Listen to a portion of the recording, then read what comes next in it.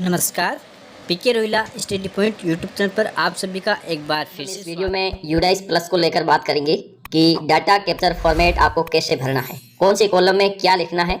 कई बार आपने देखा होगा कि जब हम यूडाइस प्लस भरते हैं तो ऊपर से मॉनिटरिंग करते समय हमारे सामने कई प्रकार के इंस्ट्रक्शंस आते हैं कि डाटा फॉर्मेट आप जो भर रहे हैं, डाटा कैप्चर फॉर्मेट, इसको सही तरीके से भरा जाए। तो सही तरीका क्या हो सकता है और आपको वास्तविक जो आंकड़े हैं वो किस प्रकार से फीड करने हैं। आपको एक चीज़ बता दें कि एकेडमिक ईयर 2022-23 के लिए यूडाइस प्लस है वो पूर्णतया बदल दिया गया है। इससे पहले जो हम यूडाइस की एंट्रीज करते थे वो हमें 11 अलग अलग प्रकार के सेक्शन दिए जाते थे, उसके अंतर्गत हम एंट्री करते थे। लेकिन अब इसको बदलकर केवल 4 सेक्शन ही रखे गए हैं। उन 4 सेक्शनों को भी बड़ी ही सावधानी के साथ हमें भरना है। कैसे भरना है इसको आज हम समझेंगे।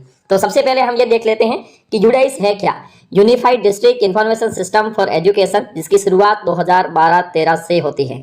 ठीक है, जब इसकी शुरुआत हुई थी तो उस समय ये पूर्णतया ऑफलाइन था।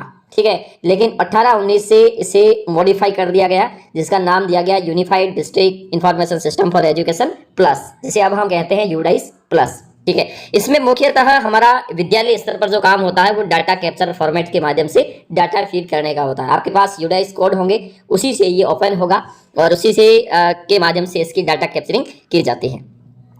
सबसे पहला काम आपको प्रोफाइल अपडेट करने का होता है। प्रोफाइल में किसी प्रकार से परिवर्तन हुआ है तो प्रोफाइल अपडेट आप सीबीओ के माध्यम से करवा सकते हैं। किसके माध्यम से? सीबीओ के माध्यम से। उसके लिए एक फॉर्म आता है A01 फॉर्म है, वो भर के आप संबंधित सीबीओ कार्यालय में दे दीजिए। अगर अब प्रोफाइल में किसी प्रकार का अपडेट है, किसी प्रकार का चेंजेस है, मान लीजिए मैनेजमेंट में चेंज हो या फिर ग्रुप में चेंज हो। और एक चीज़ आपको और बता दें कि ये जो यूडाइस प्लस है ये मुख्यतः सभी को भरना है। ये केंद्र सरकार की एक महत्वपूर्ण योजना है, जिसके माध्यम से आपको मिलने वाला अनुदान है इस पर डिपेंड करेगा। और यहाँ पे आपको प्राइवेट स्कूल को भी भरना होगा, मदरसा को भी भरना होगा, और government school, government aided school, सभी को अपनी जो ये जो फॉर्मेट है इसमें डाटा कैप्चर फॉर्मेट है, इसमें अपनी डाटा एंट्री करनी ही होगी। ठीक है, सबसे पहले आप वहां पर लॉगिन होंगे तो आपका जो फॉर्मेट है वो इसी प्रकार से दिखाई देगा। तो आज हम सेक्शन 1 के अंतर्गत बात करेंगे। इसके अंतर्गत सेक्शन 1 के अंतर्गत सेक्शन 1 में कौन कौन से फॉर्मेट होंगे और कौन कौन सी चीजें हैं वो मुख्यतः दिखाई जाएगी। ठीक है, तो इसको लेकर आज हम बेसिकली बात करेंगे। ठीक है, तो सेक्शन 1 के भी 4 अलग अलग उप सेक्शन है। ठीक है, तो उसके अंतर्गत हम सभी सेक्शनों को समझने का प्रयास करेंगे। तो जैसे ही आप आईडी पासवर्ड से खोलोगे तो यही इसी प्रकार से आपको फॉर्मेट दिखाई देगा। मैं आपको इसमें ऑफलाइन बता रहा हूँ, ऑनलाइन भी उसमें एंट्रीज है वो इसी प्रकार से आपको करनी है। सबसे पहले यहाँ पे यूडाइस कोड भरना है, जो आपके पास होगा 081 से शुरू होने वाला। ठीक है, तो 11 डिजिट का लगभग होता है, तो उसको आप यहाँ पे एंटर कर दोगे। ठीक है, ये हो गया। ठीक है, उसके बाद में यहाँ पे स्कूल का नाम लिखोगे। जैसे आपके स्कूल का नाम है गवर्नमेंट सीनियर सेकेंडरी स्कूल, संबंधित गांव का नाम। ठीक है, तो यहाँ पे आप इन कैपिटल लेटर में आपको एंट्री करनी है। उसके बाद में डिस्ट्रिक्ट का नाम, उसके बाद में यूडाइस ब्लॉक का नाम, आप कौन से ब्लॉक से, मान लीजिए आपका डिस्ट्रिक्ट बाड़मेर, ब्लॉक रामसर, तो ऐसी स्थिति में यहाँ पे आप लिख लीजिए। ठीक है, उसके बाद में स्कूल लोकेशन टाइप, अगर वो ग्रामीण है तो रूरल लिखोगे, और रूरल अर्बन है या शहरी है तो उसे अर्बन लिखोगे। इफ रूरल, अगर वो रूरल है तो उसमें आपको उसका रेवेन्यू ब्लॉक लिखना पड़ेगा। जैसे राजस्व आपका जो ब्लॉक क्या लगता है, जैसे तहसील। ठीक है, उसके बाद में विलेज का नाम क्या है, और उसके बाद में ग्राम पंचायत का नाम क्या है। ठीक है, उसके बाद में यहाँ पे अगर अर्बन है, अगर आपका विद्यालय शहरी क्षेत्र में है तो अर्बन लोकल बॉडीज का यहाँ पे लिखोगे। ठीक है, जैसे मान लीजिए आपका जो ब्लॉक है या फिर आपका जो विद्यालय है वो किसी जिला परिषद क्षेत्र में आता है या नगर परिषद क्षेत्र में आता है या नगर पंचायत में आता है, तो उससे संबंधित उसका नाम लिख लोगे। जैसे नगर परिषद या नगर परिषद है, जैसे आपको लिखना है तो आपके लिए बाड़मेर नगर परिषद में आता है तो यहाँ पे आप बाड़मेर लिख लोगे। ठीक है, और वार्ड नेम, वार्ड का क्या नाम है जैसा उसमें लोकल बॉडी के अनुसार होता है। अब आपका विद्यालय जहाँ स्थित है, एड्रेस आपको वहाँ पे देना है, जिस विद्यालय में आप या फिर आपका जो लोकेशन है उसके अनुसार एड्रेस आपको यहाँ पे लिखना है। पिन कोड, एरिया का पिन कोड होगा वो लिख देना। Name of cluster resource centre. ठीक है। ये दरअसल जब यूडीआईस प्लस पे हम काम करते हैं तो सीआरसी मुख्यतः किसको बनाया जाता है, संबंधित पीईओ या संबंधित यूसीईओ। ठीक है, तो पीईओ जो होते हैं वो ग्रामीण क्षेत्र के होते हैं और यूसीईओ जो होगा वो शहरी क्षेत्र का होगा। तो आपके क्लस्टर रिसोर्स सेंटर का नाम आपको यहाँ पे लिखना है। मान लीजिए आप किसी भी एक पीओ क्षेत्र का एक विद्यालय है, upper primary school, middle school है, तो आपका जो पीओ क्षेत्र है, संबंधित ग्राम पंचायत का जो विद्यालय है उसका आपको नाम लिखना है। क्लस्टर रिसोर्स सेंटर है उसका नाम लिखोगे, जैसे आप गवर्नमेंट सीनियर सेकेंडरी स्कूल लिख लो जो पीईओ है। ठीक है, नेम ऑफ असेंबली कंस्टिट्यूंसी, आपके विधानसभा क्षेत्र का नाम लिखोगे यहाँ पे। उसके बाद में यहाँ पे लोकसभा क्षेत्र का नाम लिखोगे। उसके बाद में यहाँ पे दरअसल ये लैटिट्यूड और लॉन्गिट्यूड है भी लोकेशन है, ये ऑनलाइन ही ट्रेस होगी, वो वहाँ पे आप लिख सकते हो। यहाँ पे जैसे कोई 26 से लेकर ऐसे कुछ होता है, वो आप एक बार देख लेना, ऑनलाइन ट्रेस करने के बाद वो ऑटोमेटिक आ जाती है। स्कूल कॉन्टेक्ट डिटेल, यहाँ पे आपको एक विशेष का ध्यान रखना है। अगर आप एंट्रीज किसी मित्र के माध्यम से, किसी अन्य माध्यम से करवा रहे हैं तो कृपया ध्यान रखें कि यहाँ पे आप उनके नंबर बिल्कुल भी ना दें कभी कभी, और कुछ स्कूलों के नंबर्स उनके दे रखे हैं उन्होंने, तो ऐसी स्थिति में समस्या ये हो सकती है कि जब कहीं भी ऊपर से कोई फ़ोन करता है तो वहाँ पे समस्या ये होती है कि उनसे कोई इन्फॉर्मेशन है वो सही तरीके से नहीं मिल पाती है। अगर आपके पास लोकल लैंडलाइन नंबर है तो यहाँ पे एंटर कर दीजिए, अन्यथा खाली छोड़ दीजिए। मोबाइल नंबर यहाँ लिखोगे और स्कूल की या संस्था प्रदान की ईमेल आईडी यहाँ लिख दोगे। ठीक है, अगर आपने स्कूल की कोई वेबसाइट क्रिएट कर रखी है तो यहाँ पे इसको आप लिख सकते हो, अन्यथा इसे खाली छोड़ दीजिए। उसके बाद में head of school incharge detail. ठीक है, अब सबसे पहले यहाँ पे आपको इन पांचों में से या इन 6 में से कोई भी एक नंबर यहाँ पे देना है। अगर वो हेड मास्टर या प्रिंसिपल फुल है तो यहाँ लिखोगे, असिस्टेंट हेड मास्टर है तो यहाँ 2 लिखोगे, एक्टिंग है, इंचार्ज है तो यहाँ लिखोगे, इंचार्ज फ्रॉम अदर स्कूल से है तो यहाँ लिखोगे, और इंचार्ज फ्रॉम ब्लॉक या डिस्ट्रिक्ट से है तो इसमें 6 नंबर 5 नंबर कर दोगे, इसके अलावा है तो 6 कर दोगे। ठीक है, तो यहाँ पे आप कोई भी एक कोड है वो एंटर कर दीजिए। मान लीजिए कोई प्रिंसिपल भरा है, 1 लिख लीजिए यहाँ पे। ठीक है, इंचार्ज का नाम क्या है, अगर आपने इनमें से कोई एक यहाँ पे चूज किया है, 5 किया है तो यहाँ पे उनका नाम लिख दोगे, यहाँ पे उनके मोबाइल नंबर लिख दोगे। उसके बाद में स्कूल की कैटेगरी। स्कूल कैटेगरी से तात्पर्य है कि आपका विद्यालय है वो किस कैटेगरी का है, प्राइमरी है, अपर प्राइमरी है, सेकेंडरी है या सीनियर सेकेंडरी। अगर राजस्थान में बात करें तो सेकेंडरी लेवल की अब विद्यालय कोई रहा नहीं। ठीक है, एक चीज़ तो ये होगी क्योंकि सेकेंडरी सारे के विद्यालय है वो सीनियर सेकेंडरी हो चुके हैं, या तो प्राइमरी होंगे या मिडिल होंगी या फिर सीनियर सेकेंडरी होगी। ठीक है, और उसके बाद अगर आप प्राइवेट कोई स्कूल है तो ऐसी स्थिति में हो सकता है कि कोई से निकल जाए, लेकिन मैं सरकारी विद्यालय की बात कर रहा हूँ क्योंकि ये प्राइवेट को भी भरना है। ठीक है, तो यहाँ पे आपको कैटेगरी कोड डालना होता है, तो कैटेगरी कोड है जो यहाँ पे दिया हुआ है, इसके देख लीजिए आप। इनमें से कोई भी एक कैटेगरी का जो विद्यालय है उसे आप सेलेक्ट कर दीजिए और उसके बाद में आगे बढ़ दीजिए। ठीक है, आपके विद्यालय का लोवेस्ट और हाईएस्ट क्लासेज इन स्कूल, जैसे मान लीजिए आपका विद्यालय 5वीं तक का है तो पहला 1 फिर 5। मान लीजिए आपका विद्यालय है वो 6 से 12 तक का है तो यहाँ पे लिखोगे 6 और यहाँ पे लिख लोगे 12। मान लीजिए आपका विद्यालय 1 से 12 तक चलता है तो यहाँ पे आप लिख लीजिए 1 और यहाँ पे लिख लो 12। तो यह आपका विद्यालय की लोवेस्ट और हाईएस्ट हो गया। Whether pre primary section attached to school other than anganwadi, अगर आपके विद्यालय में प्री प्राइमरी सेक्शन अटैच्ड है तो आप यस करोगे, अन्यथा नो करोगे। प्री प्राइमरी सेक्शन आंगनवाड़ी को आपको इसमें शामिल नहीं करना। मान लीजिए कोई आंगनवाड़ी आपके विद्यालय के साथ अटैच्ड है तो ऐसी स्थिति में यहाँ पे आप आंगनवाड़ी की क्लासों को प्री प्राइमरी नहीं मानोगे। अगर प्री प्राइमरी की चल रही है तो वो नर्सरी, LKG और UKG ये चल रही होगी अगर आपके विद्यालय में, क्योंकि प्राइवेट जितने भी विद्यालय है तो लगभग उनमें ये होगा, तो आप यहाँ पे यस कर लोगे। If yes the number of class grade in pre primary. ठीक है, तो क्लास कितनी क्लास से चलती है, LKG चला रहे हो, UKG चला रहे हो या नर्सरी चला रहे हो। ठीक है, तो कौन सी चला रहे हो, अगर तीनों चला रहे हो तो तीनों को मेंशन कर दीजिए। ठीक है, उसके बाद में stream available in school in case of school with higher secondary marks. ठीक है, अब क्योंकि स्ट्रीम तो 10वीं के बाद ही होता है, 11वीं 12वीं में। ठीक है, तो यहाँ पे आपको एक चीज़ ध्यान रखनी है, अगर आपकी आर्ट है तो यहाँ पे यस कर दोगे, साइंस है तो यस करोगे। अगर नहीं चल रहा है तो इनको खाली किसी को नहीं छोड़ना है, तो साइंस नहीं है तो नो कर लो, कॉमर्स नहीं है तो नो कर लो, वोकेशनल है तो यस कर दो, अदर है तो नहीं है तो इसे आप नो कर दोगे। ठीक है, तो इस प्रकार से आपको करना, नो भी लिख सकते हो, क्रॉस भी कर सकते हो, तो नो लिखने का ऑप्शन है तो नो लिख लीजिए आप। ठीक है, उसके बाद में टाइप ऑफ स्कूल, किस प्रकार का विद्यालय, बॉयज है, गर्ल्स है या को एजुकेशन है, तो 1 2 3 में से कोई भी एक लीजिए। अगर बॉयज है तो 1 लिखिए, गर्ल्स है तो 2 लिखिए और को एजुकेशन है तो 3 लिखिए। ठीक है, अब आता है मैनेजमेंट ग्रुप। मैनेजमेंट ग्रुप के अंतर्गत अगर वो स्टेट गवर्नमेंट की स्कूल है तो आप A लिखोगे यहाँ पे, अगर स्टेट या फिर गवर्नमेंट एडेड स्कूल है तो यहाँ पे 2 बी लिखोगे, और प्राइवेट एडेड है तो सी लिखोगे, सेंट्रल गवर्नमेंट है तो डी लिखोगे, इन कैटेगरी से अलावा कोई है तो ए लिखोगे। ठीक है, अब उसके बाद में यहाँ पे मैनेजमेंट जो कोड है इसे आप दे सकते हैं, मैनेजमेंट कोड ऑफ स्कूल।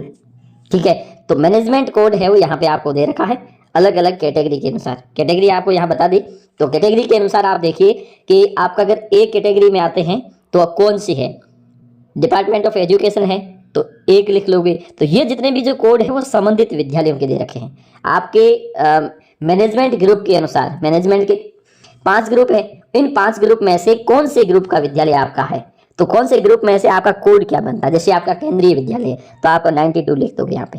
ठीक है, अगर आपका माइनॉरिटी अफेयर डिपार्टमेंट है तो ऐसी स्थिति में आप 89 लिख लोगे। ठीक है, गवर्नमेंट एडेड है तो आप 4 लिख लोगे। तो यहाँ पे आपको वहाँ पे एंटर करना है, यहाँ पे हम आपको लिख के बता रहे हैं।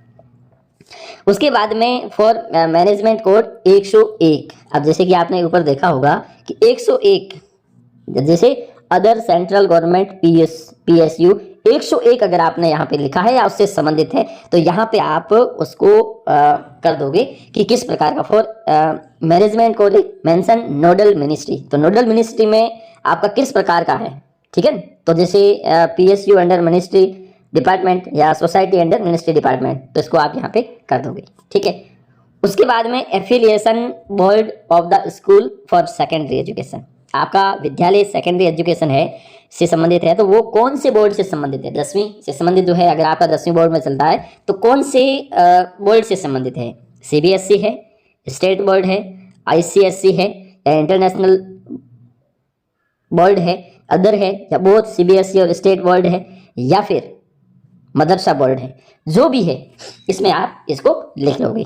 ठीक है, मान लीजिए आपका विद्यालय है जो CBSE बोर्ड भी है और RBSE बोर्ड भी या फिर स्टेट बोर्ड भी है, तो ऐसी स्थिति में आपको इसका क्रम ऐसे लिखना है, पहले CBSE लिखोगे यहाँ पे, फिर RBSE या स्टेट बोर्ड लिखोगे यहाँ पे, जो भी है संबंधित कोड यहाँ पे आप लिख लीजिए। ठीक है, और अदर किया है तो then the name of board, उसका नाम यहाँ पे आप लिख लोगे। ठीक है, उसके बाद में affiliation board of higher secondary section, उसके बाद में यहाँ पे आप 1 2 3 4 5 6 या 7 कोई भी एक संख्या लिख लीजिए। आपका CBSE लिख लीजिए और स्टेट है तो 2 लिख लीजिए, अदर है तो 5 लिखिए। इस प्रकार से आप लिख सकते हो।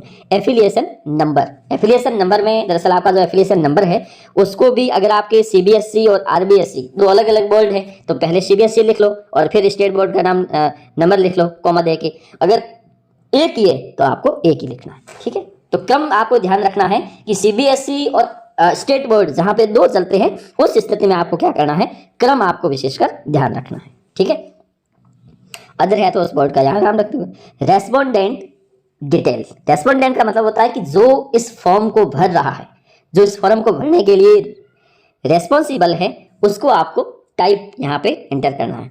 अगर हेड ऑफ स्कूल या इंचार्ज खुद भर रहा है तो 1 लिखोगे, टीचर कोई भर रहा है तो उसकी 2 लिखोगे, और स्कूल एडमिनिस्ट्रेशन स्टाफ अगर कोई ऑफिशियल क्लर्क भर रहा है तो उसके 3 लिखोगे, और इंचार्ज फ्रॉम ब्लॉक या डिस्ट्रिक्ट क्लस्टर वाले भर रहे हैं तो उसको 4, और इंचार्ज फ्रॉम अदर स्कूल तो आप 5 एंटर करोगे। उसके बाद में रेस्पोंडेंट का नाम यहाँ लिखोगे, जो व्यक्ति इस फॉर्म को भर रहा है उसके मोबाइल नंबर यहाँ पे एंटर कर लोगे। ठीक है, उसके बाद में अगला आता है 1.19 फॉर्म है या फिर जो पॉइंट है उसमें year of establishment of school, school की स्थापना कौन से वर्ष में हुई है। मान लीजिए 1986 में आपका ये वर्तमान विद्यालय स्थापित हुआ है तो 1986 यहाँ लिख लोगे। Year of recognition of school mandatory for government aided. ठीक है, अब दरअसल किस साल, जैसे प्राइमरी किस साल था, अपर प्राइमरी किस साल हुआ, सेकेंडरी किस साल हुआ और हायर सेकेंडरी किस, इसमें एक चीज़ ध्यान रखना, ये डेटा है वो आगे पीछे मत कर देना, कहीं ऐसा नहीं हो कि हायर सेकेंडरी तो हो रहा है 2002 में और आप प्राइमरी कर रहे हो 1986 में, तो ये समस्या हो जाएगी। तो यहाँ पे प्राइमरी पहले, फिर अपर प्राइमरी, फिर सेकेंडरी, फिर सेमी सेकेंडरी। ठीक है, उसके बाद में year of upgradation of school. ठीक है, प्राइमरी से अपर प्राइमरी कौन से साल हुआ, अपर प्राइमरी से सेकेंडरी कौन से साल हुआ और सेकेंडरी से हायर सेकेंडरी कौन से साल हुआ। ठीक है, उसके बाद में in this special school for CWSN, CWSN जो दिव्यांग बच्चों के लिए विशेष स्कूल होते हैं, विशेष विद्यालय होते हैं, तो उनको ही भरना है। अब विशेष विद्यालय से तात्पर्य है जहाँ पे एक भी बच्चा सामान्य रूप से पढ़ रहा है तो वो विशेष विद्यालय नहीं है। किसी विद्यालय में आपके विद्यालय में CWSN बच्चे हो सकते हैं, लेकिन CWSN विद्यालय वही होंगे जो स्पेशल उन्हीं के लिए बना हुआ हो।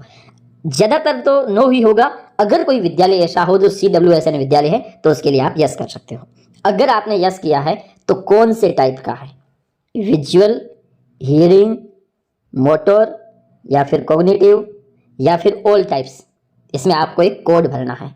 अगर आपका विद्यालय CWSN स्पेशल स्कूल है तो इसमें आपको कोड भरना है कि किस प्रकार का विद्यालय है। उसके बाद में आता है in this shift school. Shift में विद्यालय आपका चलता है या नहीं चलता है। अगर है तो आप यस करोगे, अगर नहीं है तो नो करोगे। अब शिफ्ट में आपको समस्या कहाँ आएगी, मान लीजिए कोई अंग्रेजी मीडियम के स्कूल जो अभी चल रहे हैं 2 शिफ्टों में, ठीक है। अब जैसे कोई विद्यालय जो हायर सेकेंडरी स्कूल था जिसे इंग्लिश मीडियम स्कूल कर दिया गया है, अब वो 2 विद्यालय है वो दरअसल 2 पारियों में चलता है। पहली पारी में सामान्य विद्यालय, दूसरी पारी में अंग्रेजी मीडियम। एक चीज आपको ध्यान रखना है यहाँ पे कि अगर एक विद्यालय जिसका डाइस कोड 1 है और वो 2 अलग अलग पारियों में चल रहा है तो ही आपको यहाँ पे यस करना है। अन्यथा अगर आपके डाइस कोड अलग अलग है, एक ही प्रांगण में 2 पारियों में विद्यालय चल रहा है तो आपको नो करना है। क्यों? क्योंकि आपका विद्यालय स्थान जहाँ पे 2 स्कूलें चल रही है वो 2 पारियों में स्कूल नहीं चल रहा है। अगर आपके डाइस कोड 1 ही है और उसमें भी आपके विद्यालय स्थान में 2 विद्यालय चल रहे हैं तो 2 समय में या 2 पारियों में विद्यालय चल रहा है तो आपको यस करना है। एक चीज को आपको ध्यान रखना है, ये उनके लिए समस्या होगी जो इंग्लिश मीडियम स्कूल अभी कन्वर्ट हुए हैं, उनके लिए दिक्कत हो सकती है। एक चीज का ध्यान रखें, एक ही बात देखें कि डाइस कोड 1 है और 2 पारियों में चल रहा है तो आपको यस करना है। डाइस कोड अलग अलग है, वो 2 पारियों में एक ही स्थान से स्कूल चल रहे हैं तो वहां पे आपको नो करना है। अगर आपके विद्यालय में कोई स्किल ट्रेनिंग के लिए कोई स्पेशल आवर अगर आप चलाते हैं तो आपको यहाँ पे यस करना है, अन्यथा नो करना है। उसके बाद में आपका विद्यालय है वो रेजिडेंशियल विद्यालय है तो आप यस करोगे और इसमें किस प्रकार का है, कंप्लीटली है या पार्शियली है या नॉन रेजिडेंशियल है। इसमें आपको अगर आपका कंप्लीटली रेजिडेंशियल है तो आप 1 लिखोगे, अगर पार्शियली चलता है तो 2 लिखोगे और बिल्कुल नहीं है तो 3 लिखोगे। अगर आपने कंप्लीटली या पार्शियली लिखा है तो टाइप ऑफ रेजिडेंशियल स्कूल किस्सा है, आश्रम है, नॉन आश्रम है, प्राइवेट है, अदर है, KGBB है, मॉडल स्कूल है, एकलव्य मॉडल रेजिडेंशियल स्कूल है, जवाहर नवोदय विद्यालय है या नेताजी सुभाष चंद्र रेजिडेंशियल स्कूल है। अगर ऐसा है, क्योंकि अगर आपका रेजिडेंशियल नहीं है तो आप नो लिख लोगे।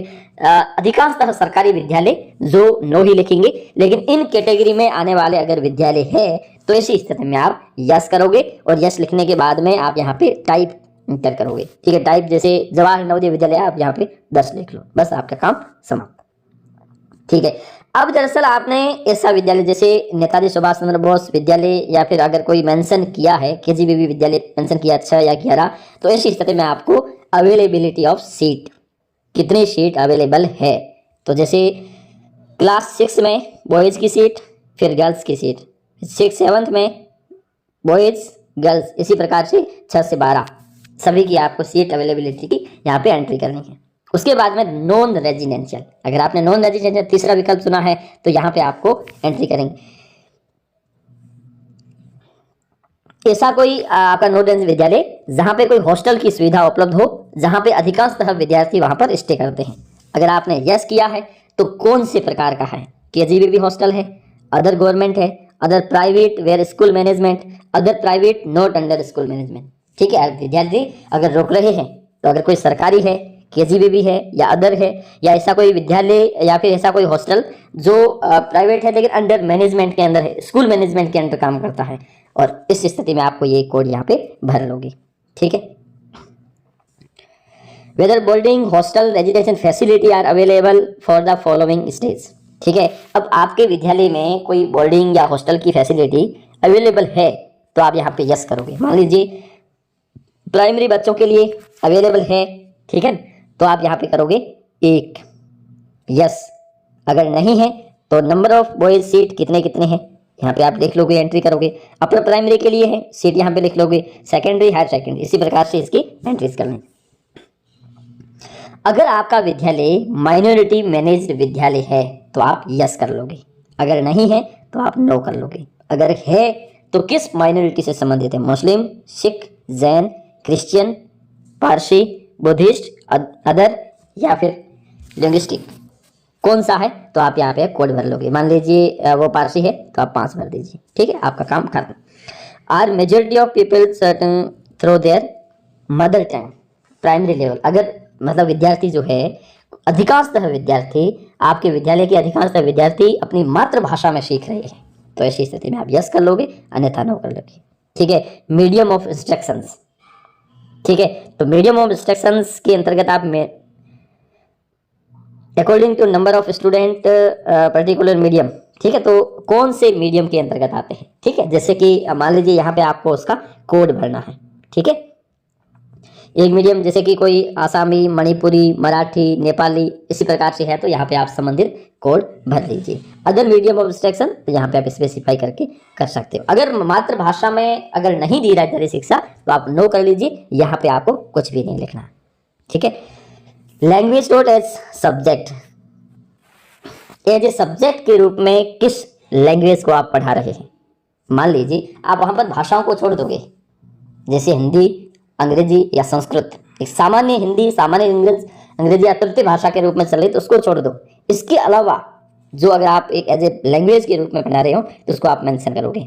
सब्जेक्ट का नाम, क्लासेज विच क्लासों के नाम, बॉयज, टोटल, ट्रांसजेंडर, कितने स्टूडेंट उसको पढ़ रहे हैं, ठीक है। Does the school after any pre vocational exposure upper primary stage, अगर कोई प्री वोकेशनल स्टेज पे कोई काम कर रहे हैं अपर प्राइमरी लेवल पे तो आप यस कर लोगे, अगर नहीं है तो नो कर लोगे। Distance of school from the nearest government aided school, ठीक है। अब आपका विद्यालय जहां स्थित है उस विद्यालय के आसपास ऐसा कौन सा गवर्नमेंट या गवर्नमेंट एडेड स्कूल है जिसकी किलोमीटर में दूरी आपको दिखानी है। जैसे आपके विद्यालय से फ्रॉम प्राइमरी स्कूल, जैसे मान लीजिए आपका एक विद्यालय प्राइमरी लेवल का, आपसे 2 किलोमीटर दूर एक नजदीक दायरे में है वो एक और स्कूल है जो प्राइमरी है, तो आप यहाँ पे देख लोगे 2 किलोमीटर, ठीक है। हायर सेकेंडरी स्कूल है जो आपसे 10 किलोमीटर दूर है तो आप यहाँ लिख लोगे 10 किलोमीटर। इसके बाद में आगे बढ़िए, अगला है whether school is approached by all weather road, आपका विद्यालय है जो जहाँ पर पहुँचने के लिए किसी भी मौसम में आसानी से पहुँचाया जा सकता है। अगर ऐसा है तो आप यस कर लोगे, अन्यथा नो कर लीजिए। मैक्सिमम विद्यालय ऐसे जहाँ पे पहुँचाया जा सकता है, अगर कोई दुर्गम स्थल पे है तो ऐसे आप नो कर सकते हो।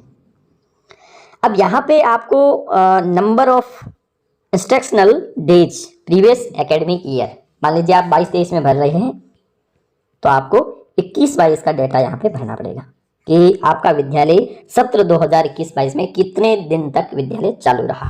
तो यहाँ पे आपको एक चीज ध्यान रखनी है, डेज भरना है न कि पारी, ठीक है। तो यहाँ पे एक चीज को आपको ध्यान रखना है, डेज भर देना। जैसे मान लीजिए आपका विद्यालय है जो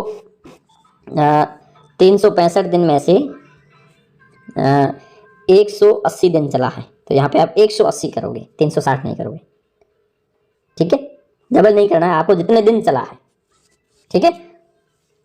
तो यहाँ पे आप 180 कर लीजिए, जो भी है आपका अपर प्राइमरी जो भी है यहाँ पे आप संख्या एंटर करें। Average school over for children, numbers of over children stay in school, आपके विद्यालय में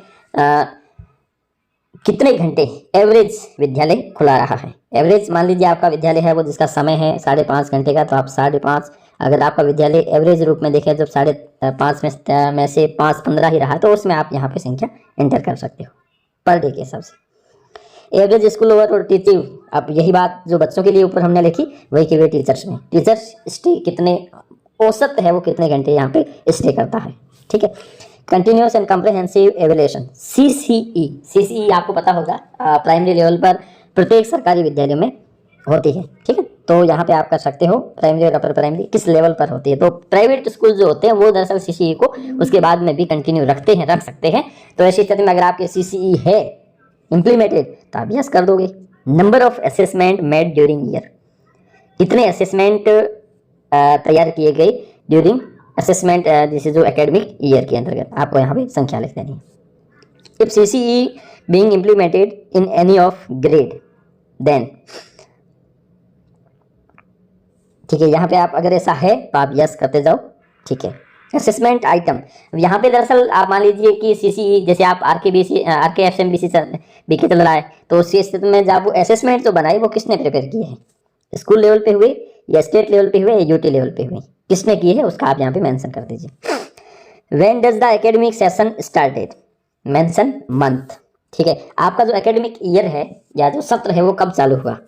अब यहाँ पे आपको 6 जून नहीं लिखना है, यहाँ पे आपको 7 जुलाई ही लिखना है। राजस्थान के संदर्भ में बात करें तो यहाँ पे आपको 7 जुलाई ही लिखना है, जैसा कि हमें ट्रेनिंग के माध्यम से बताया गया कि 7 जुलाई ही लिखोगे, क्योंकि 6 जुलाई को अगर 6 जून को लिखोगे तो विद्यालय को 1 महीने के अंदर अंदर आपकी पुस्तकें हैं वो प्राप्त नहीं हो सकती है, क्योंकि बीच में छुट्टी आ जाती है। तो आपको यहाँ पे 7 जुलाई ही करना है। अब ये है प्राइवेट स्कूल के लिए। अगर आप आरटीई के अंतर्गत बच्चों को एडमिशन दे रहे हैं तो उसमें उसका आपको जिक्र करना है। Does the school take admission under section 12 of the RTE act. 25% बच्चों को यस कर दीजिए, सभी को देना अनिवार्य है। और अगर आपने यस किया है तो यहाँ पे आप इसकी मेंशन कर सकते हो। ठीक है, whether anganwadi is located under school premise. अगर कोई विद्यालय के अंदर या विद्यालय से लिंक्ड है कोई आंगनवाड़ी तो उसका उल्लेख आप करके यहाँ पे यस कर दीजिए और उसके बाद में इसकी डिटेल्स दे दीजिए।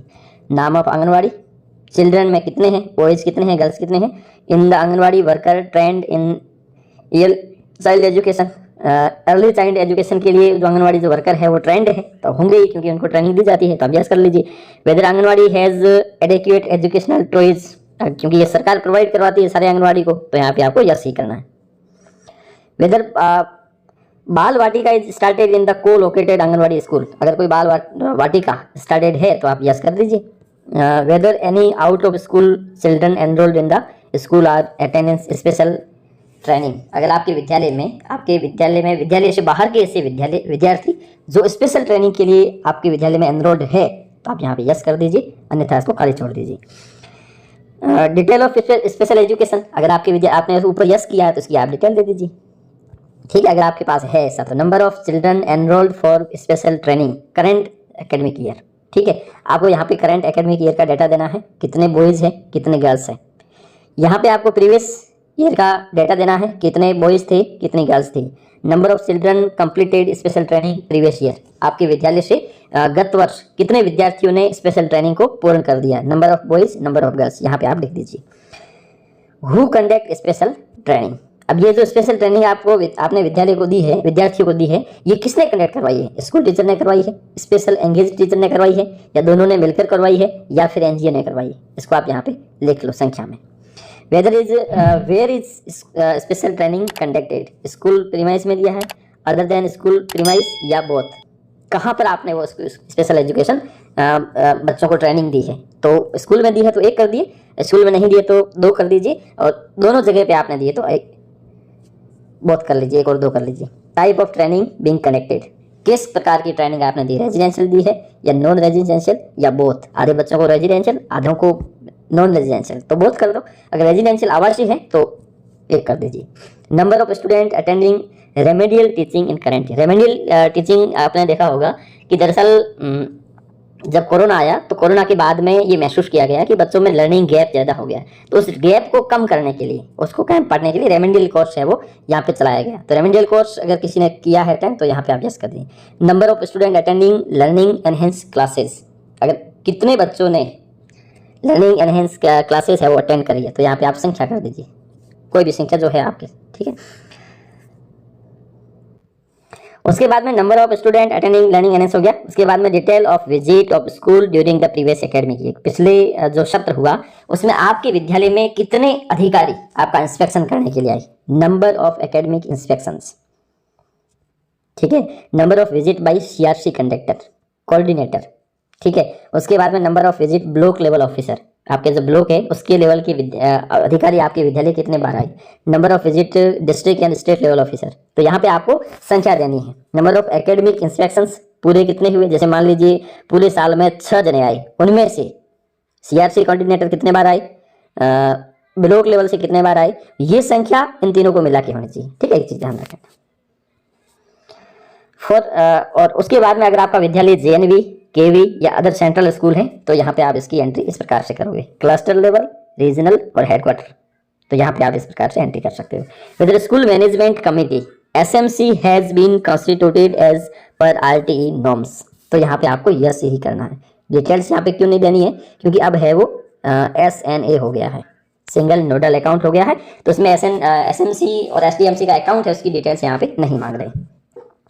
Weather school development SDMC SMC 1 से 8 तक चलती है, और 1 से 8 और 9 से 12 दोनों है तो दोनों होगी, और एज पर, ठीक है। तो यहाँ है तो आप यस कर लीजिए, होगी ही, क्योंकि गवर्नमेंट स्कूल है वो, वहाँ से SMC और SDMC तो होगी, ठीक है।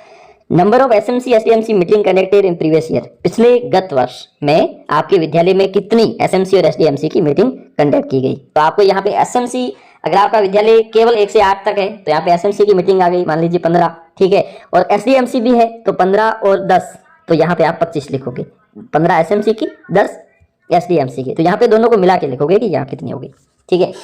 Whether SMC SDMC prepared the government school development, अगर विद्या, क्योंकि होगा ही, प्लान तो बनाया होगा आपने विद्यालय के लिए, तो यस कर दीजिए, yes. If one, yes mention the year का नाम लिख दीजिए, कौन से साल बनाया था। Whether the school building committee has been constituted, तो ये सारी कमेटियां है वो होती है स्कूलों में, ठीक है, तो आप यस कर दीजिए। स्कूल कॉन्स्टिट्यूटेड एकेडमिक कमेटी, ये भी होती है, PTA भी होता है, और PTA मीटिंग ड्यूरिंग, अब यहाँ पे अगर आपने यस किया है तो नंबर ऑफ मीटिंग कितनी हुई PTA की, पेरेंट टीचर जो मीटिंग होती है वो कितनी हुई, ठीक है।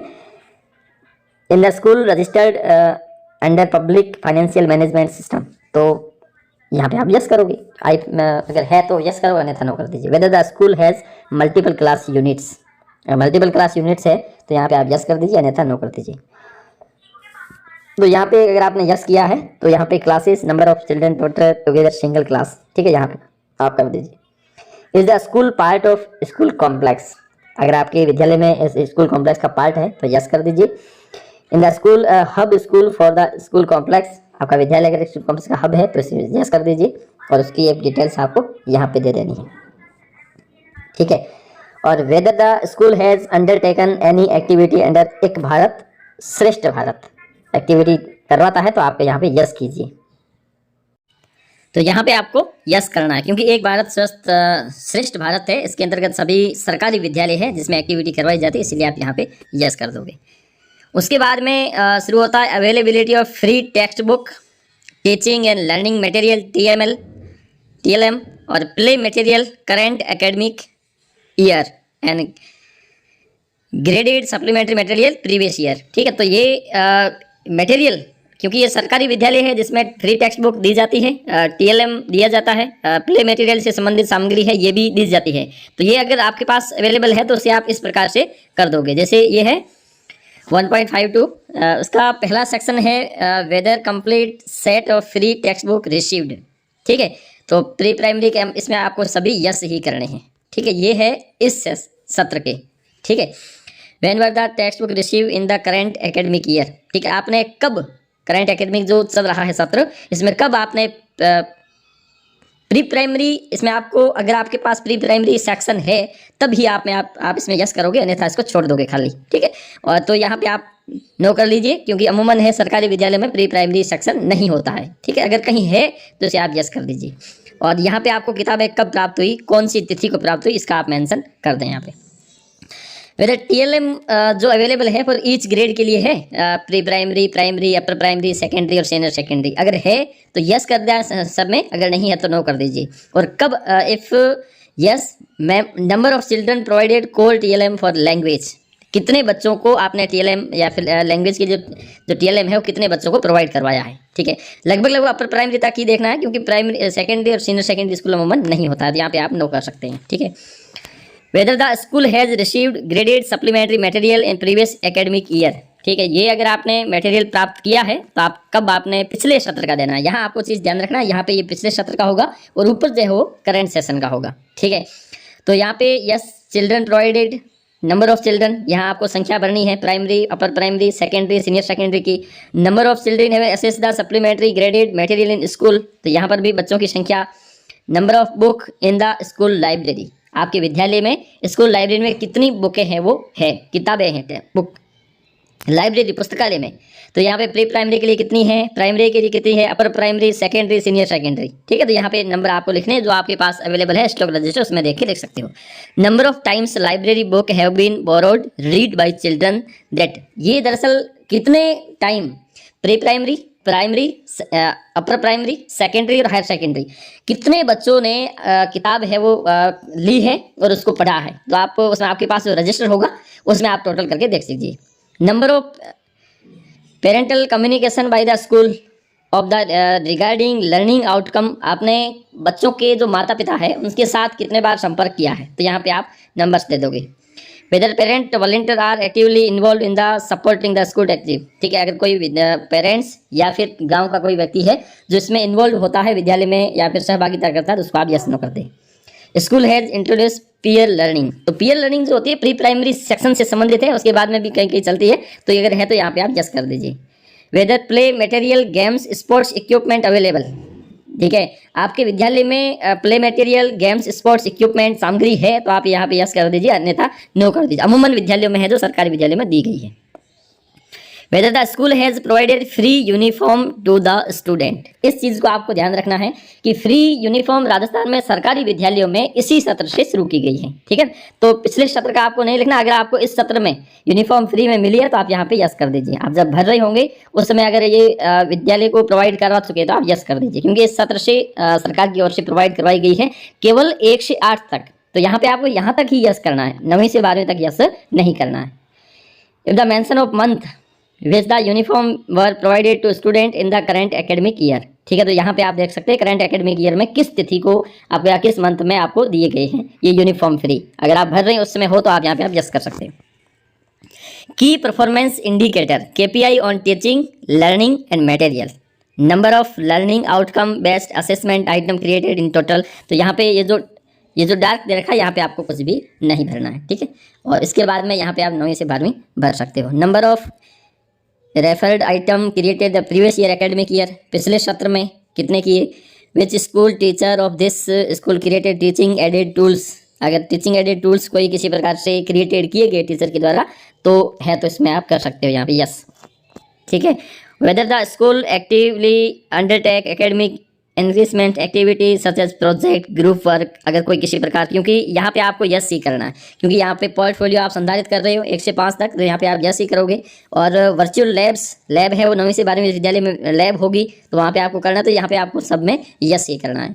Total number of head sports identified the learning outcome, total number या आप यहाँ अपने विद्यालय के अनुसार भर सकते हो। Number of student received orientation of cyber safety पर ओरिएंटेशन लगभग प्रत्येक एकेडमिक ईयर में दिया जाता है, तो कितने बच्चों ने प्राप्त किया है तो आप विद्यालय के रिकॉर्ड के अनुसार इसकी एंट्री कर सकते हो। Number of students received training on psycho social aspects, आपके विद्यालय के कितने विद्यार्थियों ने ये प्राप्त की है इस प्रकार से ट्रेनिंग। तो इस प्रकार से आज हमने समझा कि सेक्शन ए के अंतर्गत सेक्शन 1 है उसका जो ए पार्ट है उसके अंतर्गत हमने पूरे समझ लिया है, इसकी एंट्री आपको इसी प्रकार से ही करनी है। अगर कोई किसी प्रकार की समस्या आपको आती है तो कमेंट करके आप पूछ सकते हैं। तो आज के लिए इतना ही, धन्यवाद।